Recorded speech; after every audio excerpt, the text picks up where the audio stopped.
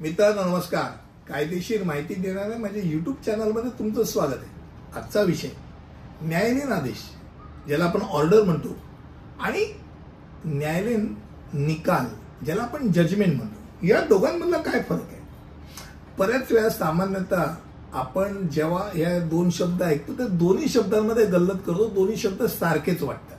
Order आणि judgement same तर आहेत असं आपलं म्हणणं असतं, पण कायद्यामध्ये दोघांना एक वेगळा अर्थ आहे आणि तो अर्थ जाणून घेणं महत्वाचं. तो आज आपण ऐकून घेऊ. पहिली गोष्ट, न्यायालयीन आदेश ही न्यायाधीश जेव्हा तो सिंगल असतो, म्हणजे एकच बेंचचा असतो, तर तो स्वतः किंवा न्यायाधीशांचा पॅनल, जेव्हा दोन बेंच किंवा अधिक बेंचचा जेव्हा न्यायाधीशांचा पॅनल असतो, त्या न्यायाधीशांच्या पॅनलद्वारे अधिकृत घोषणा जी केली जाते कुठच्याही केसबद्दलची, एक निश्चित असा निकाल दिला जातो.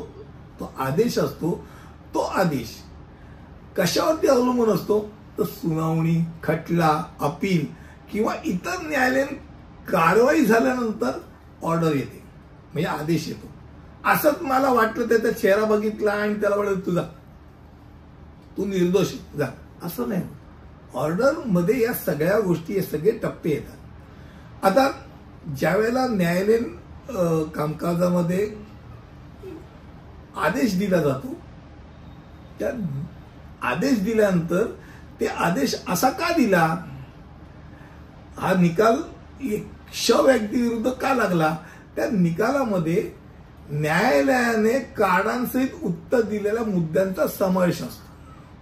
म्हणजे जजमेंट काय असते, काय जजमेंट म्हणजे काय, तो का निकाल लावला, हा आदेश या तऱ्हेने का दिला गेला, त्याची कारण मीमांसा असते.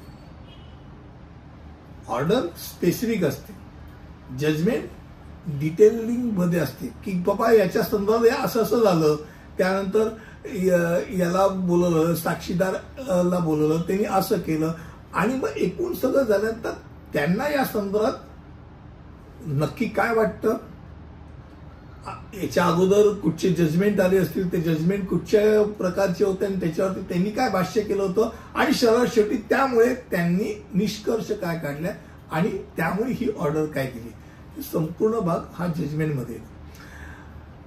ज्या वेळेला आपण डिक्री म्हणतो, ऑर्डर किंवा डिक्री हे कायद्याच्या कोर्टाने दिलेल्या निर्णयाचे प्रकार.